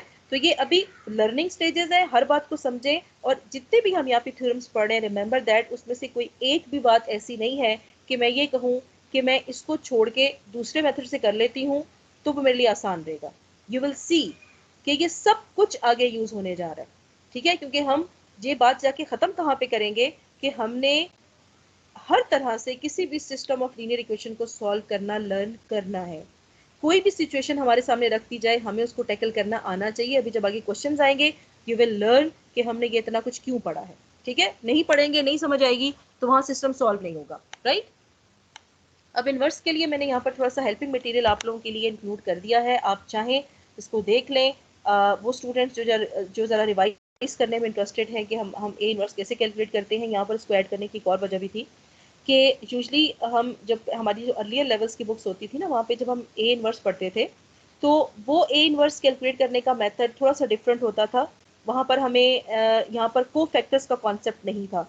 अब आप जब अपनी कोर्स की बुक्स, जो मैंने आपको बुक्स रिकमेंड की हैं, अपनी टेक्स्ट बुक्स एक्सेट्रा, जब आप देखोगे जो स्पेशली फॉरेन ऑथर्स की हैं, तो वहाँ पर को फैक्टर के साथ आपको ए इनवर्स समझाया जाएगा। तो वो स्टूडेंट्स थोड़े कंफ्यूज हो जाते हैं कि ये को फैक्टर क्या होता है, ठीक है। तो यहाँ पर मैंने उसको आपके हेल्प के लिए इंक्लूड कर दिया है। मैं तो आपको बता देती हूँ व्हाट इज को फैक्टर, कि जब भी आप इनवर्स कैलकुलेट करते हो ना किसी मैट्रिक्स का, तो उसके लिए आप जो फॉर्मूला लिखते हो, आप लिखते हो this is C J K to the power, जो यहाँ पर टी लिखा है ना, ये बेसिकली ट्रांसपोज है। हम लोग पहले जो अर्लियर लेवल्स में इसको लिखते होते थे, सी जे के ट्रांसपोज को हम लिखते होते थे एडजॉइंट ऑफ ए। अब थोड़ा हायर लेवल है तो एडजॉइंट वाला वर्ड हम समझते हैं कि ये ओल्ड कॉन्सेप्ट था, उसकी जगह हम C J K to the power T, that is the C J K एक मैट्रिक्स है जिसका ट्रांसपोज देना है, और ये सी जे के क्या है, ये आपका को फैक्टर है, ठीक है। अब फर्क कुछ भी नहीं है, सिर्फ नाम चेंज हो गया है। आप अगर पहले देखें तो आप जो एडजॉइंट कैलकुलेट करते होते थे ना, तो एडजॉइंट यहाँ पर को फैक्टर के इक्वल है, ठीक है। यानी आपने को फैक्टर लिया, आपने उसका ट्रांसपोज लिया, तो ये बिल्कुल वही चीज है जैसे हम एडजॉइंट लेते थे। फर्क ये है कि अब जो बुक्स है आपके पास, वहां पे आपको ये एडजॉइंट लिखा हुआ नहीं मिलेगा, ये आपको को फैक्टर लिखा हुआ मिलेगा। तो सिर्फ यहाँ पे समझने वाली बात ये थी कि आपको कंफ्यूजन ना हो कि को फैक्टर कोई नई चीज है जिससे हम फेमिलियर नहीं है। आप यहाँ पे सी जे के ट्रांसपोज लिखें या आप इसको जस्ट एडजॉइंट लिखते हैं, इससे कोई फर्क नहीं पड़ेगा, ठीक है। तो मैम ये वर्किंग इसकी, जी जी 2x2 जो स्क्वायर मैट्रिक्स है इससे हायर ऑर्डर के लिए ना मैम, अगर 3x3 हो या 4x4 हो, इनके लिए होगा। ये 2x2 के लिए भी अप्लाई होता है? बिल्कुल होता है बच्चे। 2x2 में असल में हम लोग डायरेक्ट निकाल लेते हैं ना, हमारे पास एक ऑल्टरनेट मेथड है कि हमने जो डायगोनल एंट्रीज है उनकी पोजीशन चेंज की, नॉन डायगोनल का साइन चेंज किया, और उसके बाद हमने उसको डिवाइड कर दिया उसके डिटर्मिनेंट से, ठीक है। तो 2x2 के लिए चूंकि एडजॉइंट हमें रटा हुआ है कि बहुत आसान सा तरीका है, हम उसको बगैर कैलकुलेशंस के करते हैं, तो इसका ये मतलब नहीं होता कि उस पर अप्लाई नहीं होगा, उस पर भी अप्लाई होगा, ठीक है। जो हम, आपको याद है ना एडजॉइंट कैलकुलेट करते थे, तो वो तो हम आपको चाहे 2x2 में दूं, आपको 3x2, वो सब पे अप्लाई होता है। मैम राइट, समझ नहीं आ रही, इस 2x2 में हम इसको अप्लाई कैसे करेंगे, समझ नहीं आ रही है। आपको बच्चे याद है कि आप एडजॉइंट कैसे निकालते थे, मुझे पहले ये बताओ। 3x3 और 2x2 से हायर वालों की मैम हम लोग जो पहली जो 1-1 पोजीशन पे होती है उसको उसकी रो और कॉलम को एक्सक्लूड करके बाकी का डिटरमिनेंट लेते हैं। तो इस तरह 1-1 में जो डिटरमिनेंट आता है उसको 1-1 मैं में बिल्कुल समझ गई, मैं आपकी कंफ्यूजन बिल्कुल समझ गई। बच्चे असल में जो आपने पहले क्वेश्चन किया था ना, वो आपने क्लियर नहीं किया था। बच्चे अप्लाई होता है, लेकिन उसको कहते कैसे हैं? आप आपको कंफ्यूजन ये है ना कि अगर 2/2 है तो क्या एक्सक्लूड करेंगे? तो बच्चे सिंपल सा आंसर ये है कि उसमें तो ये अपना ही कोफैक्टर बन जाता है ना, क्योंकि ये मिनिमम आपके पास 2x2 का ये खुद ही डिटर्मिनेंट होता है। तो इसको ये नहीं कहना चाहिए कि इस पे अप्लाई नहीं होता, इसको ये कहना चाहिए कि यहाँ पर हमारे पास कोई दूसरा ऑप्शन नहीं है ना। अगर फॉर एग्जांपल मैं A11 के लिए कैलकुलेट करूंगी तो ये तो अपना खुद ही 2x2 का डिटर्मिनेंट है, तो इसमें फर्दर जा नहीं सकते, ठीक है। तो लेकिन इसमें हम ये नहीं कहेंगे कि उसके ऊपर अप्लाई नहीं होता। समझ आ गई? समझ आ गई? Yes ma'am, thank you ma'am. आप इसको इस तरीके से समझो ही ना, कंफ्यूज हो जाओगे। आप बस एक काम करो, आप अपने माइंड में बस वही रखो जो हमेशा से हम 2x2 का ऑल्टरनेट मेथड करते थे ना जॉइंट के लिए, बस उसको अपने माइंड में रखो, दैट्स इट, ठीक है। किसी फर्दर बात में मत जाओ। बस मेरा समझाने का पर्पज ये था कि ये जो को फैक्टर है यहाँ पर हमने लिखा है, ये वही है जैसे आप एडजॉइंट लिखते हो। मैं यहाँ पे लिखूँ adjoint of A over determinant of A, या मैं लिखूँ सी जे के की पावर सी जे के ट्रांसपोज ओवर डिटर्मिनेंट ऑफ ए लिखूँ, दोनों एक ही बात है, ठीक है। बस ये आपको यहाँ मैंने समझाना था कि आप जब बुक्स में जाके को फैक्टर देखोगे तो आप तो कंफ्यूज हो जाओगे कि ये चीज़ तो हमने पढ़ी नहीं है। एग्जाम्पल देखो, सब चीज़ें क्लियर हो जाएंगी कि ये जो को फैक्टर्स हैं ये कैसे निकलते हैं। कैलकुलेशंस में आपको बिल्कुल वैसे ही लगेगा जहाँ पे जैसे आप पहले हमेशा से एफएससी लेवल पे करते आए हो। फर्क सिर्फ ये है कि यहाँ वहाँ आप इसको एडजॉइंट लिखते थे और यहाँ आप इसको C11 C12 C13 लिखोगे, जिसका मतलब है कि ये को फैक्टर्स कैलकुलेट हो रहे हैं, ठीक है। तो जरा रिवाइज कर लेते हैं कि हम इन्वर्स निकालते कैसे थे।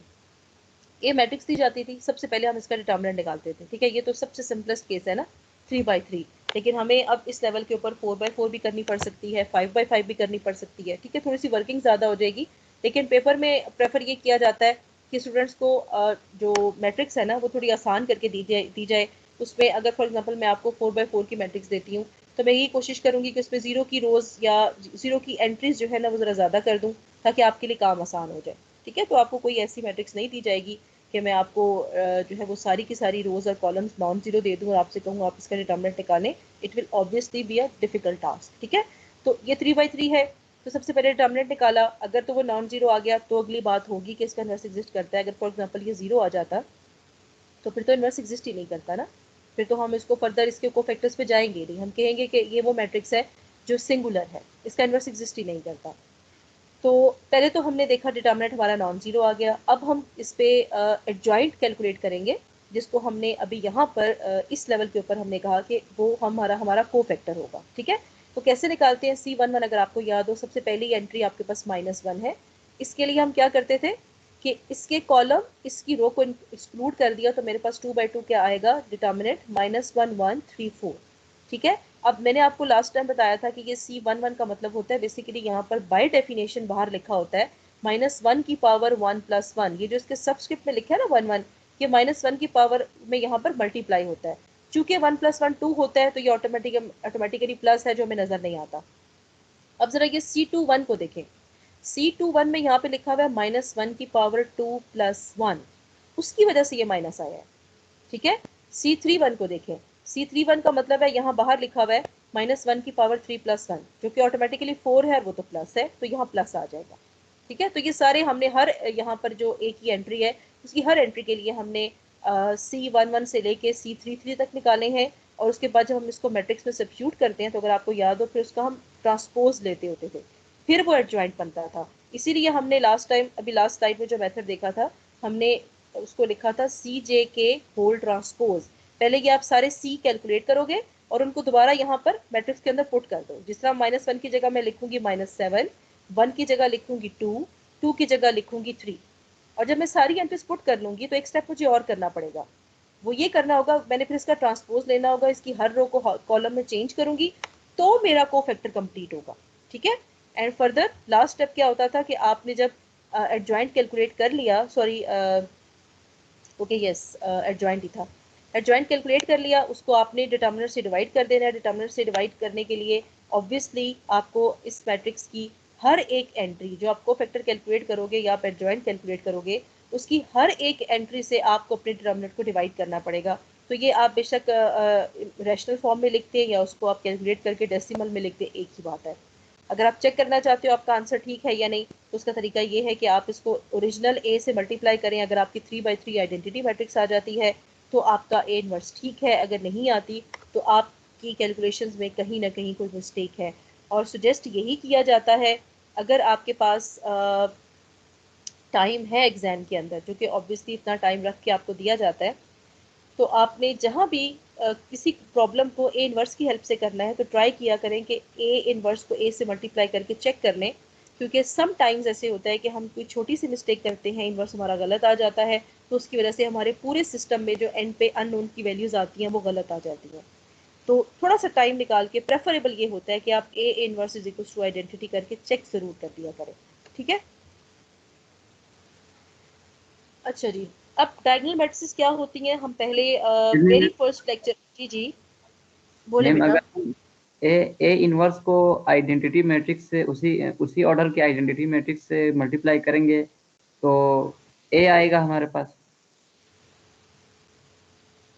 ए को किससे मल्टीप्लाई करेंगे? बिल्कुल ए आएगा बेटा, ये प्रॉपर्टी होती है ना, आइडेंटिटी मैट्रिक्स को आप किसी भी मैट्रिक्स से मल्टीप्लाई करते हो तो वो आइडेंटिटी वो मैट्रिक्स इटसेल्फ आ जाती है, लेकिन कंडीशन ये है कि जो आई आइडेंटिटी का ऑर्डर हो वही ए का ऑर्डर होना चाहिए।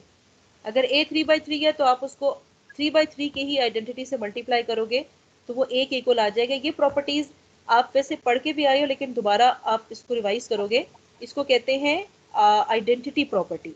ये हम पढ़ेंगे इंशाल्लाह जब हम वेक्टर स्पेसेस का टॉपिक शुरू करेंगे ना।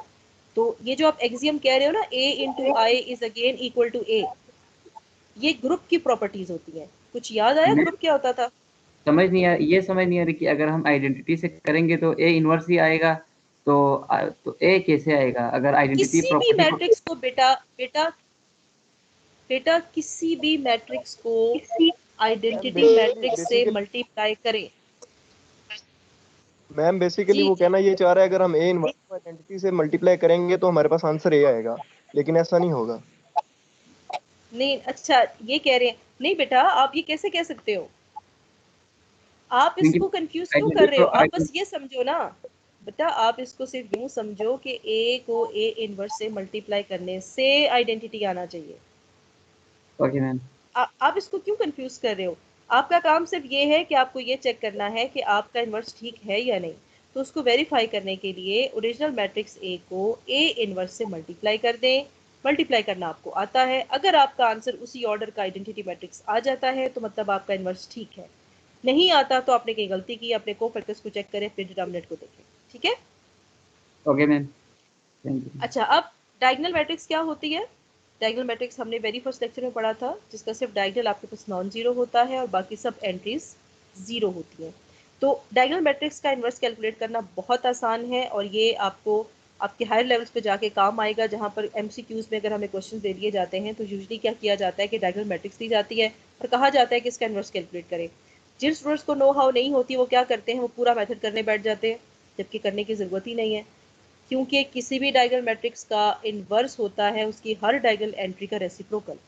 मेरे पास ये मैट्रिक्स है, -0.5 को मैं लिखूंगी 1/-0.5, 4 को लिखूंगी 1/4, 1 को लिखूंगी 1/1 और ये मेरा इन्वर्स आ जाएगा। दैट्स इट, कुछ भी नहीं करना हो, ठीक है।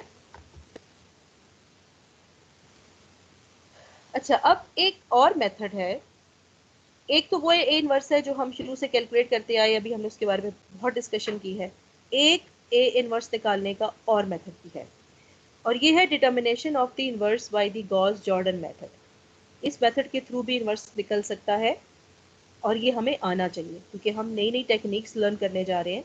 तो हमने अपने बेसिक लेवल से थोड़ा सा ऊपर आना है, एडवांस तरीके सीखने हैं कि पहले हम इन्वर्स किस तरह से कैलकुलेट करते थे, क्या कोई और मेथड भी है इन्वर्स कैलकुलेट करने का, ठीक है। जिस तरह से आपको याद होगा कि मैंने आपको बताया था कि किसी भी मैट्रिक्स को जब हम एचएल फॉर्म में कन्वर्ट करते हैं, ठीक है, तो इसका यूज़ कहाँ पे हमने एक और जगह देखा था कि हमने अपनी मैट्रिक्स का डिटर्मिनेंट कैलकुलेट किया था, ठीक है, और उसको किसकी हेल्प से कैलकुलेट किया था? Through the row operations. तो वो हमने क्या किया, हमने एक नया मेथड पढ़ा, हमारी नॉलेज में इजाफा हुआ। हमने उसको पहले हम किसी और तरह से डिटर्मिनेंट कैलकुलेट करते थे, फिर हमने देखा कि येस डिटर्मिनेंट तो इस तरह भी कैलकुलेट हो सकता है। अगर हमें थोड़ी, मैंने आपको कहा था अगर ऑर्डर हायर दे दिया जाए, मैं आपको 5x5 की मैट्रिक्स दूँ, आपसे कौन सी डिटर्मिनेंट निकालें, तो अगर आप में से किसी स्टूडेंट के रो ऑपरेशन अच्छे होंगे, एक्सपर्ट होगा, तो वो मेथड अप्लाई कर लेगा कि वो पहले उसको एचएनएल फॉर्म में कन्वर्ट करेगा, फिर उसका डिटर्मिनेंट देगा। बिल्कुल इसी तरह अब इन्वर्स के लिए भी एक और मेथड आपके पास है, ठीक है। करना क्या है, और मेरे ख्याल से आप में से शायद बहुत सारे स्टूडेंट्स इस मेथड से फेमिलियर हैं, ये आप पहली दफ़ा नहीं पढ़ रहे हो, I am sure about it. A matrix आपको दी जा रही है, आपसे मैं कहती हूँ मुझे इसका इन्वर्स कैलकुलेट करके दो, ठीक है। आपने क्या करना है, जिस ऑर्डर की ये मैट्रिक्स आपको दी जा रही है, उसी ऑर्डर की एक आइडेंटिटी मैट्रिक्स आपको यहाँ इंसर्ट करनी है। एक ये जो लाइन है ना, ये जस्ट एक डिफरेंशिएट करने के लिए लगाई गई है कि ये ए है लेफ्ट पार्ट, और जो राइट पार्ट है वो आपकी आइडेंटिटी मैट्रिक्स है। अगर ए आपका 3/3 है तो ऑब्वियसली आपके पास जो आइडेंटिटी होगी वो भी आपने a/a लेनी है। और फिर ये बात तो अंडरस्टूड है कि हमें जब भी कहा जाएगा कि आप इन्वर्स निकालें तो हमें n/n मैट्रिक्स ही गिवन होनी चाहिए, ठीक है। Rows should be equal to the columns.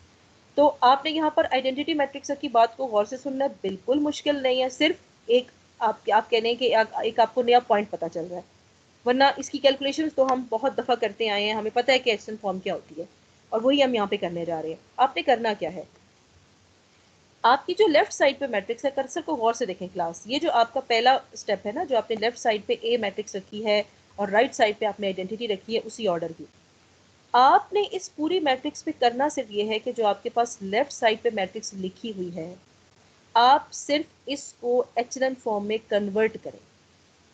अब आप जब लेफ्ट साइड पे एचएनएन फॉर्म में कन्वर्जन कर रहे होंगे, तो फॉर एग्जांपल मैं इसकी सेकंड रो पे कोई भी ऑपरेशन करती हूँ, जैसे ज़रा यहाँ पर देखें, हमने एक ऑपरेशन किया रो 2 + 3 रो 1। आपने करना सिर्फ ये है कि ये ऑपरेशन सिर्फ आपने लेफ्ट साइड पे जो मैट्रिक्स लिखी है उस पर नहीं करना, जो राइट साइड पे आइडेंटिटी है उस पर भी करना है। जो काम आपने अपनी ए मैट्रिक्स पे करना है जो लेफ्ट साइड पे लिखी है, वही काम आपने अपनी राइट साइड पे लिखी हुई आइडेंटिटी मैट्रिक्स पे भी कर देना, ठीक है। तो कर तो आप वही काम कर रहे हो जैसे आप पहले एक्शन फॉर्म में कन्वर्ट करते थे, फर्क सिर्फ ये है कि वही ऑपरेशंस आपने अपनी इस आइडेंटिटी मैट्रिक्स पे भी करना है, लेकिन फोकस ये होगा कि ये जो लेफ्ट साइड पे लिखी हुई है मैट्रिक्स, ये एचएनएन बन जाए। यही सारे स्टेप्स करते करते जब आप आखिरी स्टेप पे आओगे तो रिमेंबर दैट कि यहाँ आपके पास जो राइट साइड पे आपने आइडेंटिटी मैट्रिक्स लिखी थी वो अब आपका इनवर्स बन चुकी है, ए का इनवर्स। आई थिंक इस पे कोई कंफ्यूजन नहीं है। आपने क्या करना है, ए गिवन है, ए के साथ उसी ऑर्डर की रखो आइडेंटिटी, इस ए को एचएन फॉर्म में कन्वर्ट कर दो। वो हमें करना आता है, हमारे लिए कोई मुश्किल बात नहीं है, लेकिन जो जो ऑपरेशंस ए पे करने हैं वही सेम ऑपरेशंस आपने अपनी इस आइडेंटिटी पे भी करने हैं। जब आपकी लेफ्ट साइड पे जो ए मैट्रिक्स है वो एचएनएल में कन्वर्ट हो जाए तो आपकी राइट हैंड साइड पे आइडेंटिटी जो कुछ भी बनेगी वो आपका इनवर्स होगा। आप उसको वेरीफाई करके देख सकते हैं कि आप इस मैट्रिक्स को ओरिजिनल ए से मल्टीप्लाई करें तो आप देखें आपके पास आइडेंटिटी ही आएगा। ये खुद प्रैक्टिस कीजिएगा और ये क्वेश्चन जब खुद सॉल्व करेंगे तो आप वेरीफाई करके देखिएगा कि ये आपको ट्रू रिजल्ट देगा और ये आपका इनवर्स ही होगा। अब वो स्टूडेंट्स जो कॉन्फिडेंट हैं अपनी रो ऑपरेशंस पे, वो इनवर्स यूँ भी कैलकुलेट कर सकते हैं। अगर उनको ये बहुत हेक्टिक लगता है कि हम कोफैक्टर निकालें, दैट इज़ एडजॉइंट निकालें, फिर हम उसका डिटर्मिनेंट निकालें, फिर हम उनको डिवाइड करें, अगर उनको लगता है कि वो इजीली रो ऑपरेशंस के साथ डील कर सकते हैं तो वो ए इनवर्स इस तरह भी निकाल सकते हैं, ठीक है। और ये इसके लास्ट 2 स्टेप्स हैं, फर्दर आप देखें। फाइनली अब देखें इसमें एक क्वेश्चन है, किस हद तक जाना है, हमने जो रो ऑपरेशंस करने हैं वो हमने किस हद तक करने हैं। तो देखिए एक बात जहन में रखिएगा, ज़रा फर्स्ट स्टेप को लास्ट के साथ कंपेयर करें। आपका पहला स्टेप क्या है, आपका पहला स्टेप ये था कि आपने राइट हैंड साइड पर एक आइडेंटिटी मैट्रिक्स जो कि आपकी ए मैट्रिक्स के सेम ऑर्डर की होनी चाहिए वो आपने यहाँ इंसर्ट कर दी, ठीक है। इस स्टेप को देखिए और ज़रा आखिरी को देखिए। पहले खुद इंसर्ट की थी राइट हैंड साइड पे आइडेंटिटी और आखिरी स्टेप आपको ये कह रहा है कि आपने ऐसे रो ऑपरेशंस किए कि आपकी जो लेफ्ट हैंड साइड पे मैट्रिक्स है वो आइडेंटिटी बन गई। अब यहाँ पर एक क्वेश्चन आप स्टूडेंट्स के माइंड में आ सकता है, आप मुझसे ये पूछ सकते हो कि क्या हमारी ए मैट्रिक्स इतनी आइडियल होगी कि वो हमेशा आइडेंटिटी बन जाएगी? Then my answer is this is not necessary.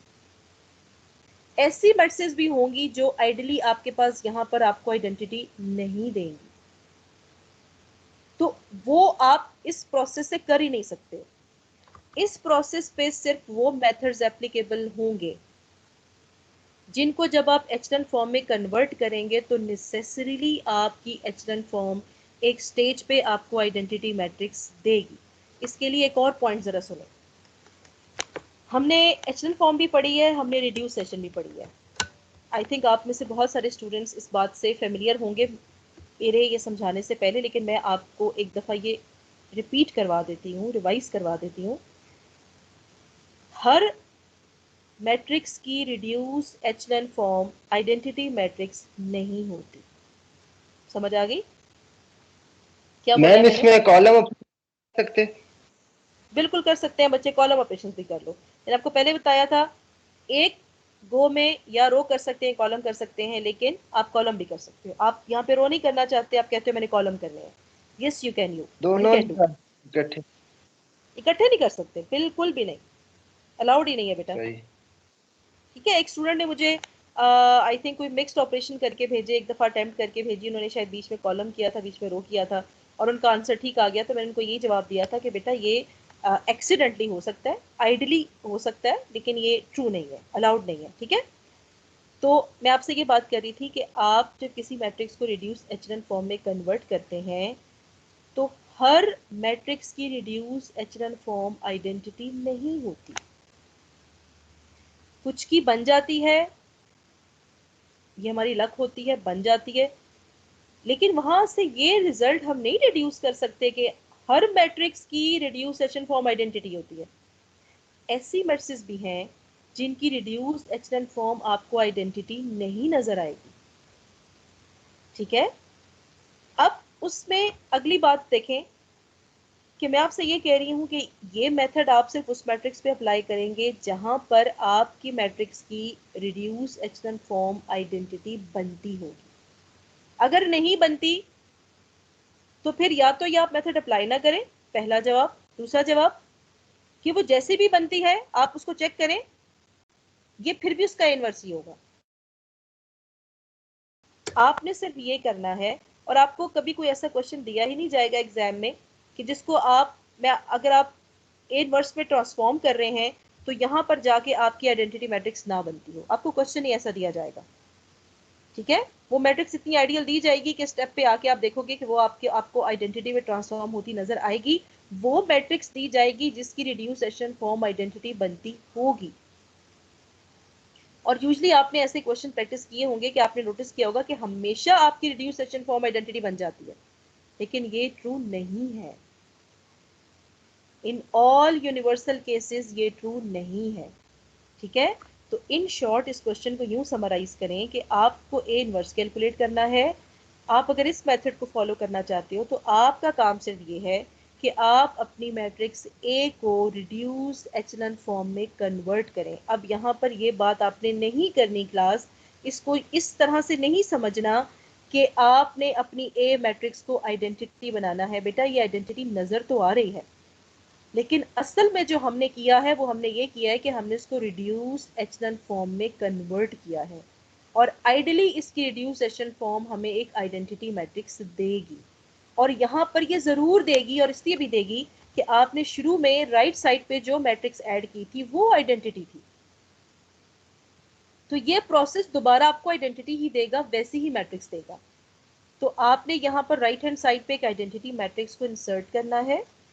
अपने रो ऑपरेशंस इस तरह करने हैं कि ए की रिड्यूस एचलन फॉर्म बनाएं, और जब आप सक्सेसफुली ये बना लें जो आपको आइडेंटिटी लगेगी, तो आपके राइट हैंड साइड पे जो भी मैट्रिक्स आएगी that will be your inverse, that is a inverse. ठीक है जी, चेक करके देख लें, उसको मैंने भी बताया था, कोशिश किया करें, चेक किया करें, ओरिजिनल मैट्रिक्स को इससे मल्टीप्लाई कर लें, you will see your answer must be an identity matrix of the same order. Any question class then you can ask. ठीक है, आज हमने कुछ ऐसे पॉइंट्स पढ़े हैं जो थोड़े प्रैक्टिकल हैं, अप्लाई करने से समझ आएंगे। कोई कंफ्यूजन है अभी पूछो। मैम आइडेंटिटी मैट्रिक्स को रिड्यूस एचिलॉन फॉर्म भी बोल सकते हैं, क्योंकि मैम आपने जब टॉपिक पढ़ाया तो आपने कहा था एचिलॉन और आइडेंटिटी में डिफरेंस ये होता है कि आइडेंटिटी अपर ट्रायंगुलर भी होती है, लोअर ट्रायंगुलर भी। मैम फिर आइडेंटिटी मैट्रिक्स को रिड्यूस एचिलॉन फॉर्म बोल सकते हैं? नहीं, बिल्कुल नहीं बोल सकते। लेकिन मैम यहाँ पे तो रिड्यूस एचिलॉन फॉर्म आई है ना, हमारी आइडेंटिटी आ रही है। मैंने आपसे क्या कहा है, मैंने आपसे क्या कहा है, हमेशा ये ट्रू नहीं होगा। Okay sir, okay ma'am. Identity matrix को रिड्यूस एचलन नहीं बोल सकते बेटा, लेकिन रिड्यूस एचलन को समटाइम्स आइडेंटिटी मैट्रिक्स बोल सकते हैं। कुछ मैट्रिसेस ऐसी होती हैं जिनकी रिड्यूस एचलन फॉर्म आपको आइडेंटिटी मैट्रिक्स दे देती है। कुछ मैट्रिसेस, अच्छा एक और बात, वेरी इंपॉर्टेंट पॉइंट जो मैं आपको यहाँ बता रही हूँ, आपके क्वेश्चन का आंसर एक बात याद रखिएगा। अगर आपकी मैट्रिक्स ए स्क्वायर मैट्रिक्स है तो उसकी रिड्यूस एचलन फॉर्म हमेशा आइडेंटिटी मैट्रिक्स बनेगी। आप समझ आ गई? Yes ma'am. अगर आपकी ए मैट्रिक्स स्क्वायर मैट्रिक्स नहीं है, अब एचलन फॉर्म बनाते आए हो ना शुरू से, रिड्यूस एचलन भी बनाते आए हो, क्या हमेशा वो हमें स्क्वायर मैट्रिक्स ही देते थे कि इसकी एचलन बनाए? नहीं देते थे ना। ऐसा भी होता था कि उसकी नंबर ऑफ रोज 4 है, नंबर ऑफ कॉलम्स 5 है, या नंबर ऑफ रोज 4 है, नंबर ऑफ कॉलम्स 3 है। अब ये स्क्वायर सिस्टम तो नहीं है ना। तो हर उस मैट्रिक्स की रिड्यूस एचलन फॉर्म आइडेंटिटी मैट्रिक्स आती है जो मैट्रिक्स खुद स्क्वायर होती है। अगर वो मैट्रिक्स स्क्वायर नहीं है तो ऑफ कोर्स उसकी रिड्यूस एचलन फॉर्म कभी आइडेंटिटी बन ही नहीं सकती, क्योंकि आइडेंटिटी तो खुद एक स्क्वायर मैट्रिक्स होती है ना। तो अभी मैंने आपसे कहा था कि इस मेथड से क्वेश्चन करेंगे तो हर सूरत में आइडेंटिटी आएगी। वो क्यों आएगी? क्योंकि यहाँ पर जो ए मैट्रिक्स है आप उसका इन्वर्स कैलकुलेट करने जा रहे हो, तो इन्वर्स के लिए आपको वो कभी n बाय n के अलावा तो कोई मैट्रिक्स उठा के नहीं देगा ना, वो हमेशा आपको n बाय n देंगे। तो मैंने भी आपको कहा है कि n बाय n मैट्रिक्स की रिड्यूस एचलन फॉर्म तो आती ही आइडेंटिटी है। तो यहाँ तो दूसरा केस आ ही नहीं सकता। हाँ, मुझे ए इन्वर्स के लिए क्वेश्चन नहीं करना, मैं एक जनरल क्वेश्चन कर रही हूँ। मैं आपको कोई मैट्रिक्स देती हूँ और वो स्क्वायर नहीं है, ठीक है, उसकी 4 रोज है और 3 कॉलम्स हैं, और मैं कहती हूँ इसकी एचलन फॉर्म निकाल के दिखाएं और फिर उसको रिड्यूस एचलन में कन्वर्ट करें, यू विल सी वो आइडेंटिटी आ ही नहीं सकती, क्योंकि वो स्क्वायर ही नहीं है। ठीक है, तो मैंने जो एक अभी आपको पॉइंट बताया है, बस इसको याद रख लें।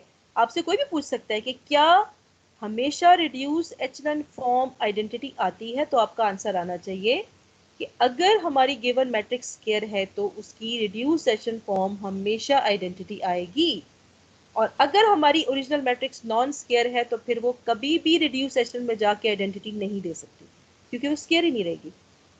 ठीक है? Yes ma'am. कोई और प्रॉब्लम है तो बेटा पूछ लें।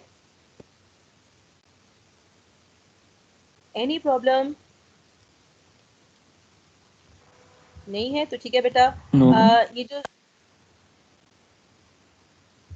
ओके, कोई मसला नहीं है। जी मैम, कोई मसला नहीं है।